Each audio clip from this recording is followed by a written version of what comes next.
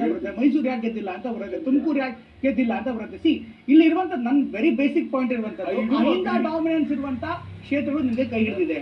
ಕಳೆದ ಬಾರಿ ನಿಮಗೆ ಒಕ್ಕಲಿಗರು ಎಲ್ಲೋ ಒಂದ್ ಕಡೆಗೆ ನಿಮ್ಗೆ ಮತ ಹಾಕಿದ್ರಲ್ಲ, ಅದೇ ಒಕ್ಕಲಿಗರು ನಿಮ್ಗೆ ಸಿಟ್ಟಾಗಿದ್ದಾರೆ. ನೀವು ಮೈಸೂರು ಒಂದು, ನಾನು ನಿಮ್ಗೆ ಇತಿಹಾಸ ನೆನ್ಸಕ್ಕೆ ಇಷ್ಟಪಡ್ತೀನಿ. ಮೈಸೂರಲ್ಲಿಂದ ವಿಜಯಶಂಕರ್ ಗೆದ್ದಿದ್ರು. ಮೈಸೂರಲ್ಲಿ ಬಿಜೆಪಿ ಎಷ್ಟು ಸೀಟ್ ಗೆದ್ದಿತ್ತು? MLA 8ರಲ್ಲಿ ಅವ್ರು 1 ಸೀಟೇ ಗೆಲ್ಲಕ್ಕಾಗ್ತಾ ಇದ್ರು. ಬಹುಶಃ ಕೃಷ್ಣರಾಜ ನಗರ ಒಂದೇ, ಕೃಷ್ಣರಾಜ ಕ್ಷೇತ್ರ ಒಂದೇ ಗೆಲ್ತಾ ಇದ್ರು.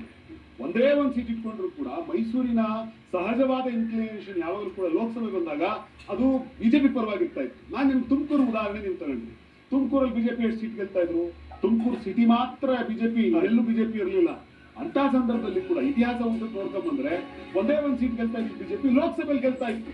ಅಂದ್ರೆ ಮತದಾರರ ಇನ್ಕ್ಲಿನೇಷನ್. ಅಯೋಧ್ಯೆಯಲ್ಲಿ ಬಿಜೆಪಿಗೆ ಮತ್ತೆ ಹಿನ್ನಡೆ ಆಗಿದೆ. ಬಿಜೆಪಿ ಅಭ್ಯರ್ಥಿ ಲಲ್ಲೂ ಸಿಂಗ್ ಮತ್ತೆ ಹಿನ್ನಡೆ ಆಗಿದೆ. ಬಹುಶಃ ಅಯೋಧ್ಯೆಯ ರಾಮನ ಮುಂದೆ ಇಟ್ಕೊಂಡು ಬಿಜೆಪಿ ಬಹುಶಃ ಉತ್ತರ ಪ್ರದೇಶವನ್ನ ಗೆಲ್ಲುವಂತ ಕನಸು ಕಂಡಿತ್ತು. ಆದ್ರೆ ಸಮಾಜವಾದಿ ಪಕ್ಷದ ಅವಧೇಶ್ ಈಗ 20,000 ಮತಗಳಿಂದ ಮುನ್ನಡೆಯನ್ನ ಕಾತ್ಕೊಂಡಿದ್ದಾರೆ. ಇದರ ಜೊತೆಗೆ ನಾಳೆ ದೆಹಲಿಯಲ್ಲಿ NDA ನಾಯಕರ ಮೀಟಿಂಗ್ ಕೂಡ ಇದೆ. ಈ ಮೀಟಿಂಗ್ ಮಹತ್ವ ಪಡೆದುಕೊಂಡ್ರೆ ಸಹಜವಾಗಿ ಸರ್ಕಾರ ಫಾರ್ಮ್ ಮಾಡುವಂತ ನಿಟ್ಟಿನಲ್ಲಿ ಎಲ್ಲಾ ಸಹಜ ಪ್ರಕ್ರಿಯೆಗಳನ್ನ ಮಾಡಲಾಗುತ್ತೆ. ಅಯೋಧ್ಯೆ ಕ್ಷೇತ್ರದಲ್ಲಿ ಬಿಜೆಪಿ ಅಭ್ಯರ್ಥಿಗೆ ಮತ್ತೆ ಹಿನ್ನಡೆ ಆಗಿದೆ. ರಾಮನ ಯಾರು ತಂದಿದಾರೋ ಅವ್ರನ್ನೇ ನಾವು ತರ್ತೀವಿ ಅಂತ ಜನ ಘೋಷಣೆ ಹೋಗಿದ್ದನ್ನು ನಾನೇ ನೋಡಿದ್ದೀನಿ. ಆದ್ರೆ ಎಲ್ಲೋ ಒಂದ್ ಕಡೆಗೆ ಬಿಜೆಪಿಗೆ ಇದು ಬಹುಶಃ ಆಘಾತ ತರುವಂತ ಸುದ್ದಿ ಅಂತ ನಾನಾದ್ರೂ ಭಾವಿಸ್ತೀನಿ. ಹೇಳ್ತೀರಿ ವಿನಯ್? ನೋಡಿ, ನಾವು ರಾಮ ಮಂದಿರವನ್ನ ಯಾವುದೇ ಸಂದರ್ಭದಲ್ಲೂ ಒಂದು ಪೊಲಿಟಿಕಲ್ ವಿಷಯ ನೋಡಿಲ್ಲ.